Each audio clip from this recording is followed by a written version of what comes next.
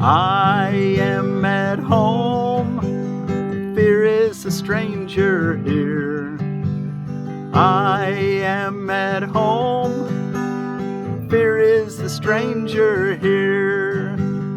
I am at home, fear is a stranger here. I am at home, fear is a stranger here. I am at home, fear is the stranger here. Lesson 160 in A Course in Miracles workbook for students. We're reading from the original edition here on June the 9th of 2023. I'm Willie from the Ozarks. So glad that you've come to join me to study this book. I am at home. Fear is the stranger here. Fear is a stranger to the ways of love. Identify with fear and you will be a stranger to yourself because you're a love being. So you don't want to identify with fear because that would make you a stranger to yourself. And thus you are unknown to you.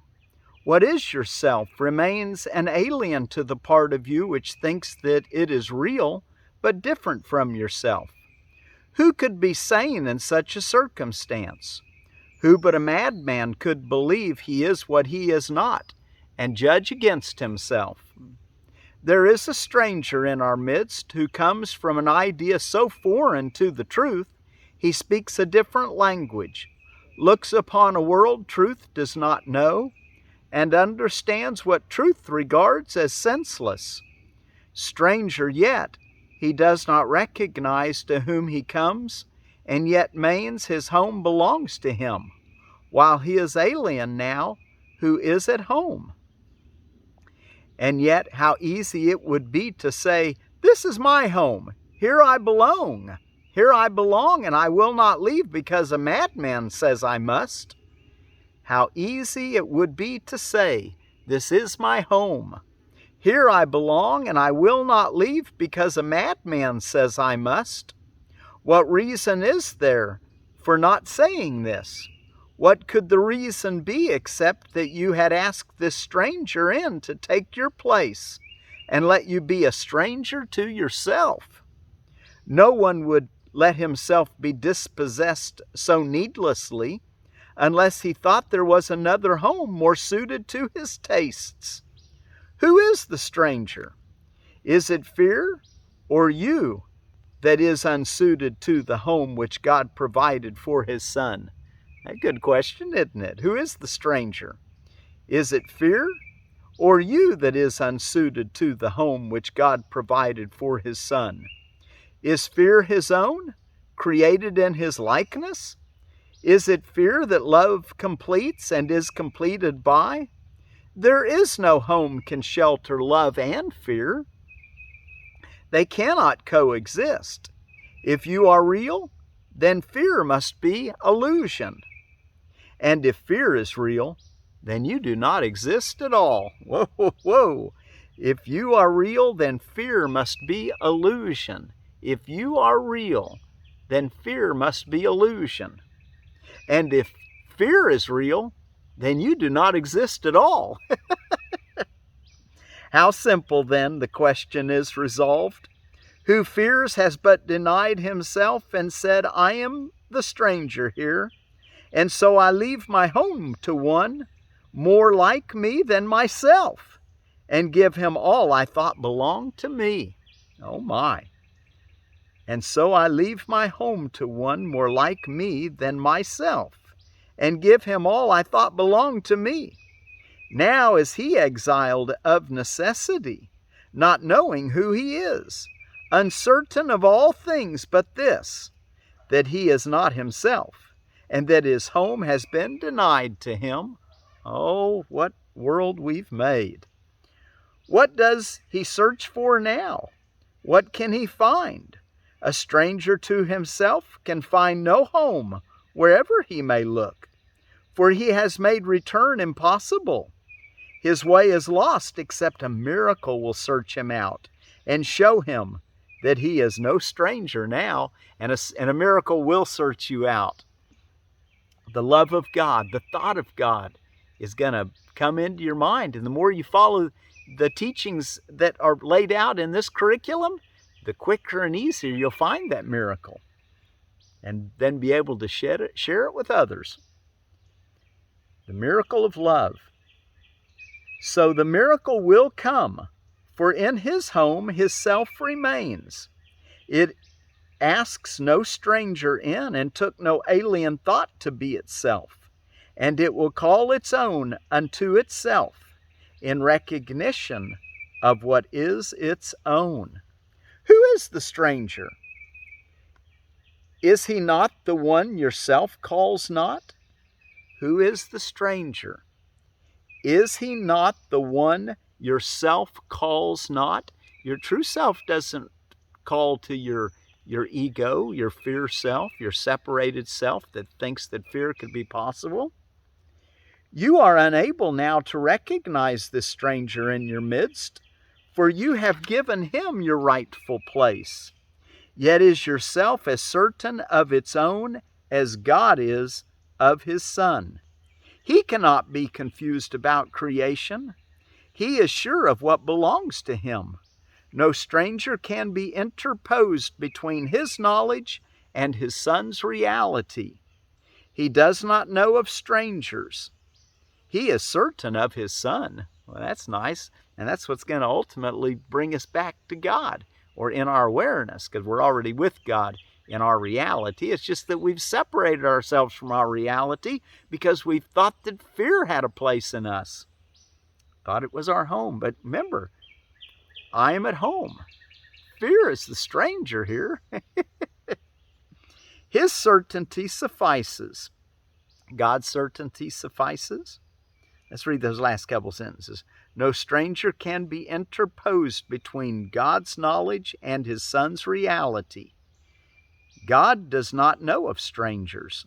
He is certain of his Son. His certainty suffices. Who he knows to be his Son belongs where he has set his Son forever.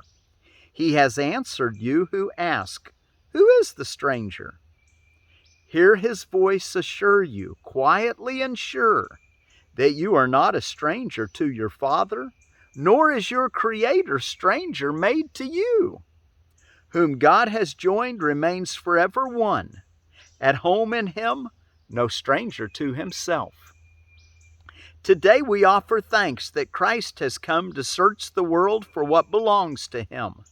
His vision sees no strangers, but beholds his own, and joyously unites with them. Let's look at that again.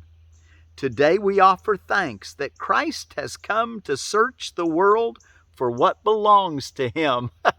Are we thankful that Christ has come to search the world to find what belongs to him? His vision, the vision of Christ, sees no strangers, but beholds his own, and joyously unites with them. They see him as a stranger, for they do not recognize themselves. Yet as they give him welcome, they remember. Yet as they give Christ welcome, and they see their brother themselves in everyone, they see God in everyone, yet as they give him welcome, they remember. And he leads them gently home again where they belong. In the last paragraph on this lesson, not one does he forget. Not one does he forget. Remember the story of the 99 and the one missing sheep that the shepherd went to find? They all have value. We all have value to God. Not one does he forget. Not one he fails to give you to remember that your home may be complete and perfect as it was established. He has not forgotten you, but you will not remember him until you look on all as he does. Catch that. You will not remember him until you look on all as he does, without fear, without any thought that you could be separated. Remember, fear only comes about if you believe you can be separated from love, from yourself, from God, from your brothers and sisters. How could you be afraid of anyone if you realize, well, that's me, I am that. That I am. But you will not remember God until you look on all as he does. Who denies his brother is denying him, or denying God, and thus refusing to accept the gift of sight, by which his self is clearly recognized, his home remembered, and salvation come. Let's look at that last paragraph one more time, and I'll read it without any explanations. Let me just read it. Not one does God forget, not one does he forget, not one he fails to give you to remember, that your home may be complete and perfect as it was established. He has not forgotten you, but you will not remember him until you look on all as he does. Who denies his brother is denying him, and thus refusing to accept the gift of sight, by which his self is clearly recognized, his home remembered, and salvation come. Wow, what a beautiful reading. I am at home. Fear is the stranger here. And remember, fear takes on lots of devious ways of being. You know, just little anxieties, agitations, irritations. Those are all basically fears.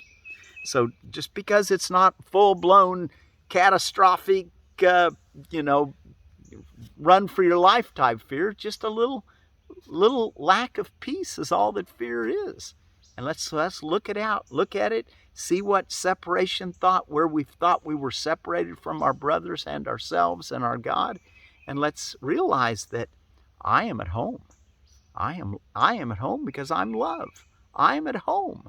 Fear is the stranger here. Okay, let's go take a look in our text reading now for the day, and we're going to finish chapter, not going to finish the chapter, but we're in chapter 17, Forgiveness and Healing, and we're going to finish section 4, Shadows of the Past, and we'll pick up where we left off. We left off and ready for 22, but let's read 21 again. So we'll pick up there, paragraph 21. What on earth is going on today before we read it? Coral Triangle Day, which is that big coral area in the Asian Pacific Ocean. Donald Duck Day, National Earl Day, National Strawberry-Rhubarb Pie Day, World APS Day, which is Hughes syndrome, or a rare immune system disorder that increases risk of blood clots, Writers' Rights Day, and Martyrdom of the Bab Day, a Bahai celebration. Let's talk about, since we got National Strawberry-Rhubarb Pie Day, let's talk about strawberries and rhubarb briefly. Earliglow Strawberry, Fragaria, annassa, and out of edible landscaping. We're going to talk about strawberries for the next few days, I guess. Earliglow Strawberry, introduced years ago, Earlyglow, still has the high strawberry flavor of the heirloom varieties, good-sized berries, and the earliest. Deep red color fruit, plants are disease-resistant, very dependable, healthy plants that make lots of runners. Zones 4 through 8, all the way through the Ozarks, they'll do good. The Earlyglow Strawberry, your Fragaria, and is that annassa or annassa? Not sure, the species. And strawberries take a pH of 5.3 to 6.5. Let's talk about pH just a minute. Remember our blueberries were way down at 4 to 5 pH. Raspberries 5.6 to 6.2. Apples 5.8 to 7. Blackberries about the same as your blueberries. They're a 5.6 to a 6.5, where your strawberries were 5.3 to 6.5. They can withstand just a little bit more acidic soil than blackberries, but both about the same range. If you grow good blackberries, you can grow good strawberries. Rhubarb, 6 to 6.8, so it's more like your potatoes. Okay, so let's talk a little bit about rhubarb. Rheum is the genus, and there's several species. The main one that we usually eat is rabarbarum, also rapunticum, and also a hybrid between those two, which is, I think it's a hybrid between those two, but it's the rheum hybridum. Anyway, here's what I found on WebMD about rhubarb. Yeah, and you know, it's a perennial. I didn't find this on WebMD. I'll tell you what I found on WebMD in just a moment. But just keep in mind, rhubarb is a perennial. Get it planted once and it'll keep coming back. You don't eat the leaves. You know, you might be able to use them for medicine, but they're generally, it's usually the stalks of the rhubarb. The leaves are considered inedible. They're used for food like, what am I trying to say? The stalks are what are used for food. But I found this on WebMD, and it says rhubarb is rich in antioxidants, particularly anthocyanins, which gives it its red color, and proanthocyanidins. These antioxidants have antibacterial, anti-inflammatory, and anti-cancer properties, which help protect you from many health-related issues such as heart disease, cancer, and diabetes. So it looks like your rhubarb has some good value for preventive maintenance of the human body, okay? But the best maintenance is our mind and our thoughts, which we're working on when we think to ourselves, I'm at home, fear is a stranger here. And also, I wanted to tell you about the other side NDE, a Karen Thomas who had a near-death experience when she was 32 years old in Alaska in 1982. The title is Woman Dies, Shown the Magnitude and Impact of Thoughts and Behavior, NDE. She died in a back surgery, and she sees her body from outside of her body, and she ended up having a second surgery because they had a complication, and she saw the other doctor coming into the hallway, and she later on went and talked to that other doctor who saved her life, basically. And he said, how could you have seen me? But she took specific note of him. And she said, well, I saw you. She saw a lot more things. Went into what was probably the Akashic record and reviewed her life, and quite a nice story. So that's Karen Thomas, Woman Dies, Shown the Magnitude and Impact of Thoughts and Behavior in her NDE. And I'll put the link to that in the description below. Okay, paragraph 21 in chapter 17, under the section Shadows of the Past. The Holy Spirit wills only to make his resolutions complete and perfect, and so he seeks and finds the source of problems where it is, and there undoes it. And with each step in his undoing is the separation more and more undone, and union brought closer.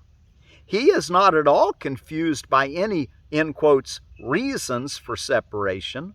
All he perceives in separation is that it must be undone. Let him uncover the hidden spark of beauty in your relationships and show it to you. Let the Holy Spirit uncover the hidden spark of beauty in your relationships and show it to you. Its loveliness will so attract you that you will be unwilling ever to lose the sight of it again. And you will let it transform the relationship so you can see it more and more. For you will want it more and more and become increasingly unwilling to let it be hidden from you. And you will learn to seek for and establish conditions in which this beauty can be seen. 22. All this you will gladly do if you but let him hold the spark before you to light your way and make it clear to you. God's Son is one. Whom God has joined as one, the ego cannot break apart. Remember, that's where fear comes from. And that's a stranger in our lives. We want to uproot it. Say, yeah, you don't have a home in me. I'm a love being. So God's Son is one. whom God has joined as one, the ego cannot break apart. The spark of holiness must be safe, however hidden it may be, in every relationship, for the creator of the one relationship has left no part of it without himself. God's in all of us. So see God in your brothers and sisters and in yourself. 23. This is the only part of the relationship the Holy Spirit sees, because he knows that only this is true. You have made the relationship unreal and therefore unholy by seeing it where it is not, and as it is not. Give the past to him who can change your mind about it for you. Give the past to the Holy Spirit who can change your mind about it for you.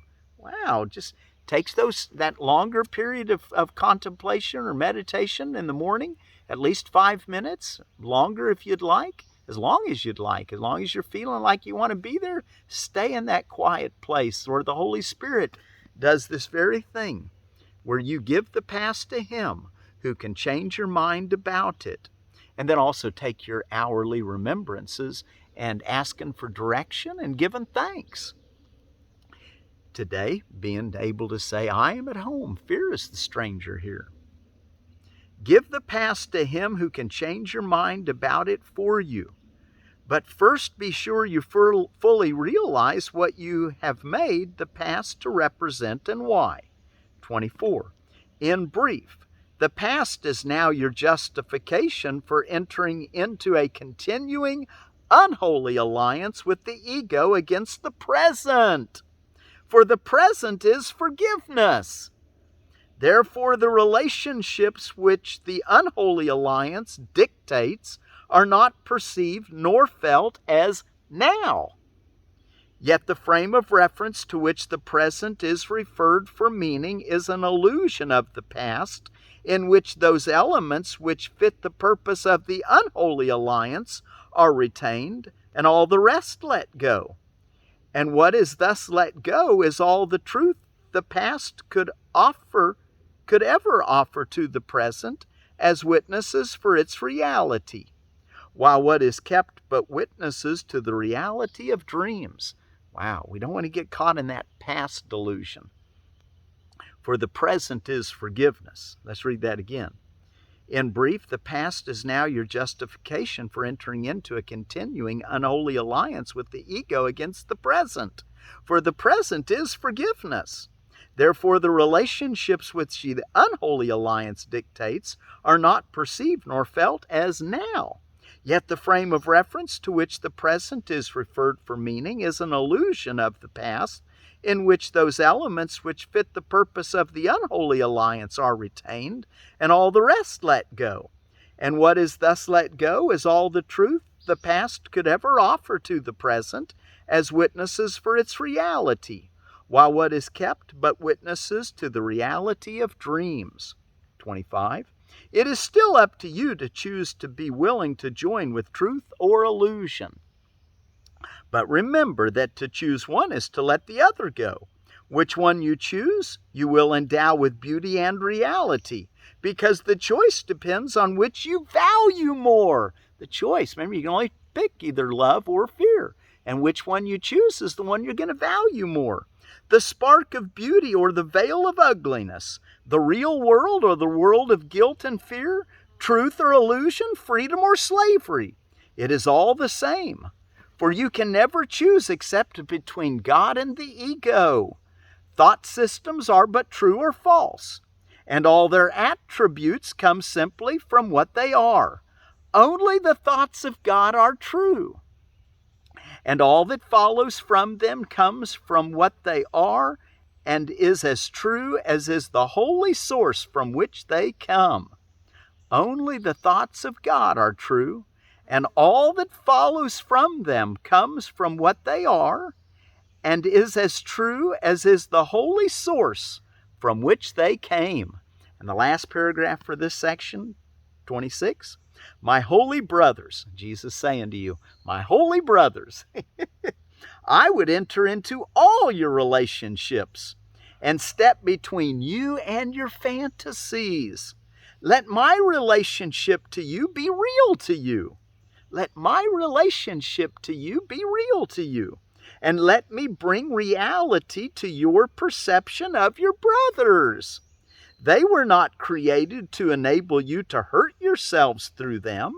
They were created to create with you. This is the truth that I would interpose between you and the goal of madness. Be not separate from me, and let not the holy purpose of atonement be lost to you in dreams of vengeance. Be not separate from me, and let not the holy purpose of atonement be lost to you in dreams of vengeance. Relationships in which such dreams are cherished have excluded me. Vengeance relationships have excluded Christ. We want the vision of Christ. We want him to step in between our insane imaginations and see his vision, the vision of a forgiven world, the atonement. Let relationships in which such dreams are cherished have excluded me. Let me enter in the name of God and bring you peace, that you may offer peace to me. You're going to start seeing Christ in your brothers and sisters and offering that peace to your brothers and sisters, and you'll really be offering it to Christ. You could think of him as Jesus if you want to, because that is certainly a wonderful embodiment of the Christ. Okay, I think we're ready to close with our song. I am at home. Fear is the stranger here.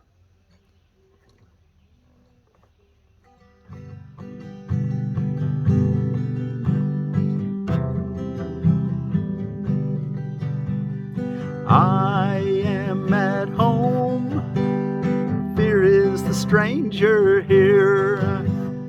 I am at home. Fear is the stranger here. I am at home. Fear is the stranger here.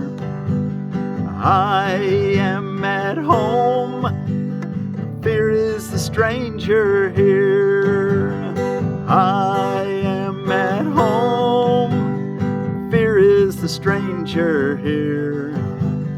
I am at home. Fear is the stranger here. I am at home. Fear is the stranger here. I am at home. Fear is the stranger here. Are you at home? Is fear the stranger here? Be sure to take those quiet times where the Christ can step between your vain imaginings and his vision, the vision of Christ, the forgiven world.